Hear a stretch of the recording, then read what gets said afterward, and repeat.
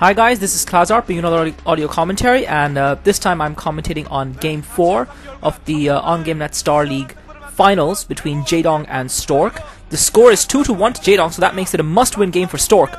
And Jaedong has really impressed me, guys, in the last two games. I've got to tell you, he really has looked quite solid, and he's played some pretty amazing StarCraft.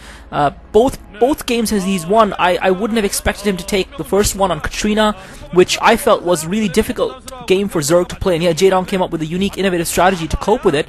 And again on he managed to do the same again on Fantasy 2, and it looks like going back to the old 9 pool. I mean, we seem to have this cycle of strategies that comes in. You know, first we had the Zergs who used to rush or who used to go 9 pool, and then the opposing players started to counter that by fast expanding, and so the Zerg players adapted with Xavier's new build of going 3 hatcheries straight away and going 12 hatch, and then we had players like Bisu coming up and developing builds to adapt to that, and now we seem to have this renaissance of the 9 pool tech. And again, once again, Jaedong going for that 9 pool. It served him well in the past. He didn't seem to use it last time around, but actually, sorry, he did, but it does seem to serve him well, so he's gone for that 9 pool again. And I think it's an interesting strategy on a map like this, because this is Bluestorm. There's only 2 bases, and there's a direct line from one base to the next, and he's also putting up that extractor, so he might be going for some kind of fast rush here. Of course, the problem is he's got to know that this is going to be scouted by Stork early on. Stork's put that pylon in the middle of the map. It'll be to see what Stork's response to this is. Stork going for the 4 straight away, so that's pretty standard so far from both players,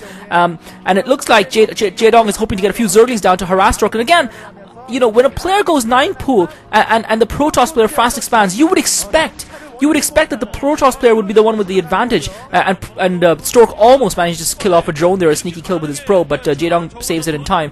And you would expect that the Protoss, and Jaedong is mining that gas straight away, so it does look like he's going to get those speed upgraded Zerglings, so this is going to put something in Stork's mind. He's going to realize that there might be an attack coming his way, and he's straight away putting that first photon cannon down. Jaedong already building those Zerglings, and I'm sure Stork has seen them, and it looks like that probe is finally going to get taken out, and we've got a Jaedong fan in the audience here. Jaedong seems to be very focused on this game, and it seems to me that Jaedong is the one who's dictating the play, dictating the way the play happens. Stork puts the second photon cannon down. He still hasn't started off his Nexus yet, so he still hasn't put that Nexus down crucially enough. He is sending another probe out because the first one got killed, and now those Zerglings are on its way. I don't think those 6 Zerglings, even if they're going to be speed upgraded, are going to be able to do much, and Jaedong only with the 1 hatchery, he's not really going to be able to produce a lot and Stork putting up a 3rd photon cannon, so he wants to be doubly sure of this, and Jaedong for a second they're getting distracted. I don't think he's really going to get through. I think Stork might need to bring a couple of probes out to make a block here, and Jaedong has stopped mining that gas, so it looks like he has completed his research of his speedlings, and so he doesn't need to mine that gas anymore. But I don't think he's going to be able to get through this blockade, to be honest, with the 3. Jaedong putting up a couple more Zerglings,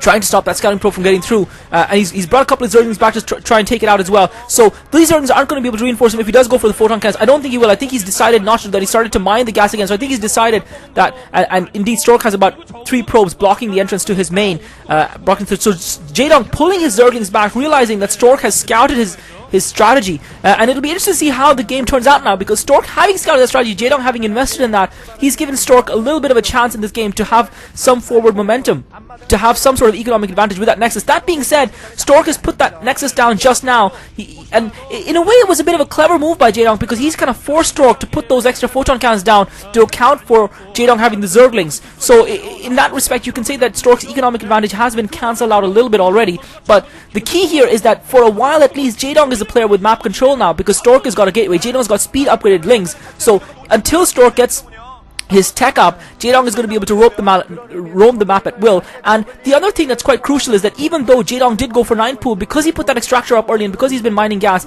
he's going to be okay in terms of tech, so he's not going to be falling behind in terms of getting his hard list den up or getting his spire up, which we've seen him do in the last 2 games, so he shouldn't be caught too unawares if Stork does get some early tech fast, if Stork decides to tech fast. And since Stork obviously invested those resources in those 3 photon cannons, which is uncharacteristic, usually a Protoss player would just go for 1 to try and hold the choke, along with a gateway and a zealot. Stork having to invest a lot of minerals in the 3 photon cannons, and Jaedong realizing that Stork doesn't have any ground forces to speak of, has decided to go for another expansion. And this is something we saw Xavier do a while back on this map, and I think it's a wise move. He's pushed Stork into a corner, and it looks like Jaedong is trying to play a similar strategy here. He's trying to dictate the game to Stork. I think he's playing mind games. He's trying to make Stork play defensively, get him walled in the corner while he takes over the map, and we saw him do that so effectively in game 3 on Fantasy, and this is a must-win game for Stork. Stork is going to do something here, and once again Jaedong excellently stopping the scout. So Stork has got no scouting information. He really has to do something here to change the momentum of the game around. He's not in a bad position right now. He's putting that Stargate down, only one Stargate so far, and it'll be interesting to see what sort of tech he goes for, whether he goes for Reavers this time around, whether he goes for Templar. I think on this map, Reavers tend to be rarer. Templars seem to be the more favored choice for Protoss players on this map, but mainly because of the size of the map and because maneuverability as such doesn't afford as big an advantage. You can't really bisect the Zerg's forces as well. You can't really get them to separate as well just by using shuttles and Corsairs the way you can on other maps because of the smaller size of the map, and so it makes sense. Makes more sense to play a Templar strategy. But I've got to tell you guys, and Jaedong indeed going for the Spire again. He's got that layer up and he's putting the Spire down, so this seems to be a consistent strategy for him, and you know, why not? It's paid off for him in the past, and you know, this reminds me very much of Savior versus Bisu, when Bisu finally beat Savior in the MSL finals. And what happened that time around was Bisu came up with a new strategy to counter Savior, and Stork is putting down the Citadel of London, so I think we can expect to see Templar Archives going down shortly. He's putting that Photon Cannon down as well to protect his mineral lines. He doesn't want to get caught off guard by some aerial units, and really Stork seems to be playing a very pensive game here. He's playing a very scared looking game. I think Jaedong's attack with those Mutalisks in the first game, critically though, his natural expo isn't really defended. The mineral line there isn't really defended if Jaedong was to come in with Mutalisks. Stork's and Jaedong with another expansion now going down in the 6 o'clock position this time around, and just for clarity, Jaedong is at the bottom left corner and Stork is the bottom right, the top right, in case anyone was confused.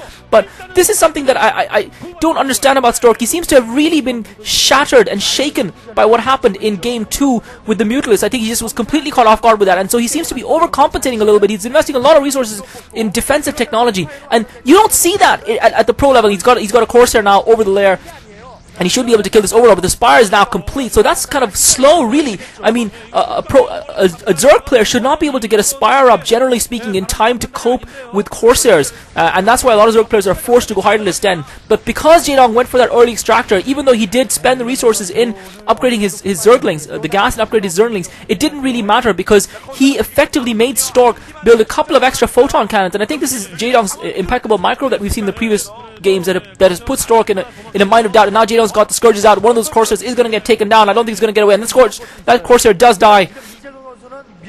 Excuse me, and Stork has got the Dark Templar out though, but the problem for Stork is even though he's got the Dark Templar out, he does not have, and it's crucial, he doesn't reveal his Dark Templar, he doesn't have a large Corsair force, and Jaedong has enough Scourges to cope with the Corsairs, so it's not going to be very easy, and now Jaedong's got Hydralisk as well. It's not going to be very easy, in my opinion, for these Dark Templar to do a lot of damage to Stork's economy, and that's very critical for a Protoss player, and this is something that we've seen right throughout this matchup, and this is something that has confounded me and dumbfounded me right throughout this matchup. Now Stork finally in with his Dark Templar, but he has been spotted. He managed to kill one drone off before he spotted, and brilliantly Jaedong trying to use those drones to block off the Dark Templar, and unfortunately he's only got one Corsair, so really Jaedong far ahead in tech, because usually when a Protoss Dark Templar Corsair harass comes in, the Zerg player is just about getting the Hydralisk up, just about getting the Overlords up, and really struggling to keep in, whereas Jaedong is quite comfortable with those Scourges to protect his units, and that other Corsair gets taken down.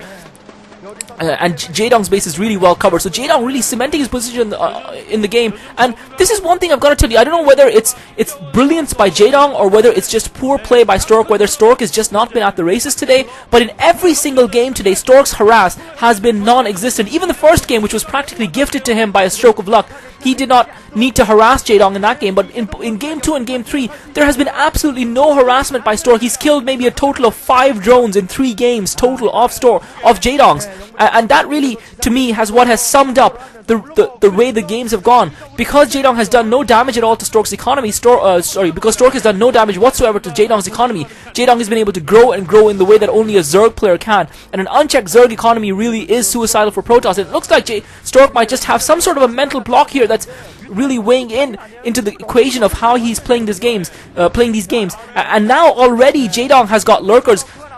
So Stork, I just don't know what Stork is going to do. To me, this game already seems a foregone conclusion. Stork is going to have to really, really micro hard and pull out some of those impressive storms that we know him for. Jaedong just trying to harass that expansion at the 3 o'clock base that now Stork is setting up. But Stork is going to be able to take that. But really, Jaedong is spreading across the map. He's got a superior economy. His economy is virtually intact. His tech is better or as good as Stork's. And I'm just not sure what Stork is going to be able to do to come back in this game and effective victory. He needs to do something. He needs to do some multitasking, distract Jaedong's forces somewhere, do a drop, kill a lot of drones. He needs to have massive storm drops going everywhere to kill the drones, and that's really what he needs in order to be able to bring himself back in the game.